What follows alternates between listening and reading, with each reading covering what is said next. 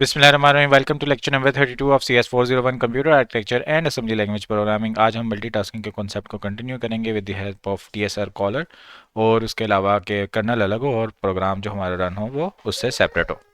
तो पिछले कोड में हमने जैसे देखा था कि हमने कैसे अपना इनिशियलाइज पीसीबी वाला जो कोड था उसके अंदर DS और SI के पैरामीटर्स पास करके उसको रन किया, और इंटरप्ट 80 के साथ हमने उसको अटैच कर दिया कि जब इंटरप्ट 80 जनरेट होगी तो हमारा पीसीबी इनिशियलाइज हो जाएगा, और उसको हमने TSR कर दिया। ठीक है, अब जब हम ये अपना प्रोग्राम रन कर देंगे तो इस प्रोग्राम को इंटरप्ट 80 के साथ हमने लिंक कर दिया, तो जब भी इंटरप्ट 80 जनरेट होगी हमारा ये वाला जो इनिशियलाइज पीसीबी वाली और सब रूटीन है वो कॉल हो जाएगी। ठीक है, तो अब हम देखते हैं एक और कोड जिसके अंदर क्या होगा कि हम इस पीसीबी वाली जो इंटरप्ट है उसको इस कोड के अंदर डिफाइन नहीं करेंगे, बल्कि ये एक अलग प्रोग्राम होगा जो उस कर्नल को यूज़ कर रहा होगा। ठीक है, तो इसके अंदर सबसे पहले हम देखते हैं कि हमारे पास जंप स्टार्ट पे हम जा रहे हैं जहाँ से हमारा कोड एग्जीक्यूट होगा। हमने एक पैरामीटर ब्लॉक डिफाइन कर दिया जिसके अंदर हम CS IP DS ES और पैरामीटर पास करेंगे। ठीक है, ये पैरामीटर जो है ये क्या होगा कि ये पूरा एक जो ये वैल्यूज होंगी ये सारी कहेंगी पैरामीटर ब्लॉक। ठीक है, अच्छा अब यहाँ पे ये जो पैरामीटर है ये क्या होगा, लाइन नंबर होगा। ठीक है, तो यहाँ पे CS IP हम इसलिए पास कर रहे हैं कि पहले अगर आपने देखा था कि हमने स्टैक के अंदर एक टू स्पेसिस की जगह बनाई थी रिटर्न स्टेटमेंट के लिए, जहाँ से हम रिटर्न एड्रेस लोड करके वापस रिटर्न होते थे। ठीक है, लेकिन यहाँ पे हमारा एक सेपरेट कोड है तो ये एक किस्म की फॉर जंप होगी, तो इसको CS भी चाहिए होगा, IP भी चाहिए होगा। ठीक है, तो सबसे पहले हमारा ये टास्क है। ठीक है, ये टास्क क्या करता है कि इसके अंदर एक लोकल वेरिएबल आता है। ठीक है, और line number as a parameter load होता है, कॉलम इसके अंदर दिया जाता है, तो ये अपने लिए एक जगह बनाता है इस कॉलम नंबर के लिए स्टैक के अंदर स्पेस। ठीक है, फिर लोकल वेरिएबल को इनिशियलाइज करता है और उसको प्रिंट करता रहता है इंक्रीमेंट कर करके। ठीक है, उसके बाद ये हमारा कोड था, लेकिन हम ये हमारा जो थ्रेड था इसको हमने जनरेट करना है, इनिशियलाइज करना है, तो उसके लिए हम क्या करेंगे, एक की का वेट करेंगे। उसके लिए हम सर्विस नंबर 0 है, इंटरप्ट 16 है, उसको कॉल करते हैं।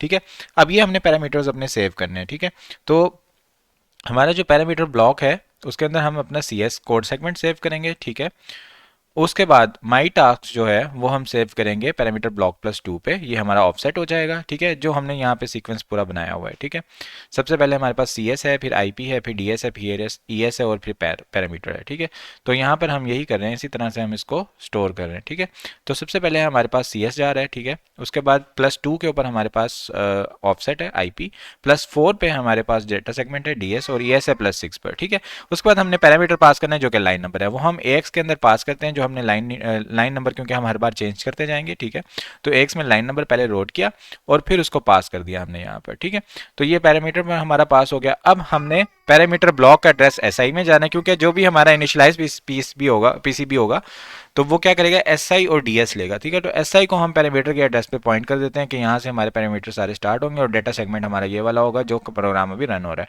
अब हम इंटरप्ट 80 कॉल करेंगे तो वो कोड यूज होगा और उससे हमारा थ्रेड जनरेट हो जाएगा। ठीक है, और जब थ्रेड जनरेट होगा तो उसके बाद जब रिटर्न होगा तो हम लाइन नंबर को इंक्रीज कर देंगे, ताकि जब अगला की प्रेस के बाद थ्रेड जनरेट हो तो वो अगले लाइन नंबर के अंदर जाए। ठीक है, और ये हमारा स्टार्ट लूप एक चलता रहेगा। ठीक है, तो ये हमारा कोड है।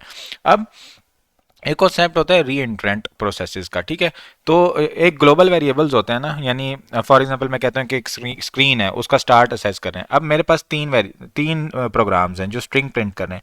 अब मैं पहला प्रोग्राम रन करता हूँ, यहाँ से स्ट्रिंग लिखना शुरू करता है। दूसरा प्रोग्राम जो है वो मैं फिर रन कर देता हूँ, पहले को रोक देता हूँ, मल्टीटास्किंग चल रही है। तो फॉर एग्जाम्पल मैंने हमजा प्रिंट करना था पहले प्रोग्राम में, और दूसरे में मैंने प्रोग्राम प्रिंट करना था बेग। ठीक है, तो अब मैंने ये HA लिखा और अगला प्रोग्राम आएगा तो वो HABA कर देगा, फिर M कर देगा, फिर Z, इस तरह आपस में कंफ्यूज हो जाएगा, एक गार्बेज स्ट्रिंग आ जाएगी। तो ये कहते हैं कि नॉन इंटरेंट प्रोसेसेस होते हैं। ठीक है, तो री इंटरेंट प्रोसेसेस वो होते हैं जो अलाउ करते हैं entry of other processes with in those processes along side. ठीक है, तो सीक्वेंस में एक पैरेलल तरीके से प्रोसेसेस चलते रहते हैं।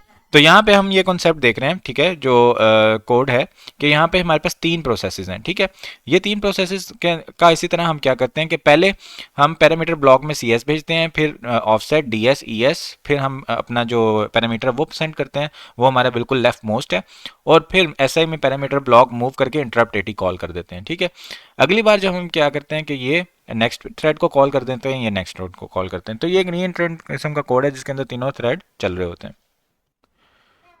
उसके बाद जंप डॉलर लगा देंगे तो इनफाइनाइट लूप यहाँ पे चलता रहता है। ठीक है, तो हमारा जो प्रोग्राम चलेगा वो ऐसे चलेगा कि इस राइट साइड पे हमारे पास नंबर आ रहे होंगे जो इंक्रीमेंट कर रहे होंगे, और एक स्ट्रिंग है जो ऊपर से नीचे स्क्रॉल डाउन कर रही होगी, और एक लेफ्ट साइड पर हमारे पास सर्कल होगा जो रोटेट कर रहा होगा।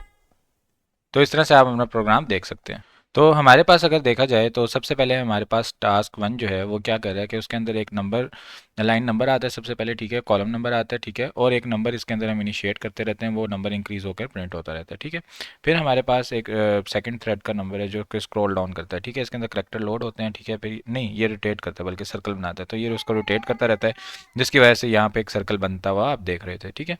उसके बाद हमारे पास जो नेक्स्ट टास्क है वो क्या करते हैं कि उसके अंदर एक मैसेज आता है, मैसेज की लेंथ पास की जाती है, प्रिंट स्ट्रिंग को कॉल किया जाता है, और वेट हेयर में हम एक इनफाइनाइट लूप चलाते हैं जो वेट करता रहता है और सी एक्स की वैल्यू को डिक्रीज करता रहता है। और यहाँ पर हम क्या करते रहते हैं कि स्क्रॉल डाउन का फंक्शन कॉल करते हैं, जिसकी जिसकी मदद से हमारा जो स्ट्रिंग है वो ऊपर से नीचे जाता रहता है, ठीक है। तो ये हमारे पास जो है अगर हम एंड पे पहुंच जाते हैं तो हम रीसेट कर देते हैं और लाइन को बिल्कुल जीरो बना देते हैं। तो ये हमारा एक तीसरा कोड है। तो इस तरह से हमारे तीनों प्रोग्राम इकट्ठे चल पा रहे हैं मल्टीटास्किंग के जरिए से, ठीक है। तो ये कोड बिल्कुल सर ने थोड़ी सी देर के लिए वीडियो में दिखाया था, इसको ज़्यादा एक्सप्लेन नहीं किया था तो इतना इंपॉर्टेंट नहीं है, ठीक है, लेकिन कॉन्सेप्ट आप लाजमी ले लीजिएगा, ठीक है।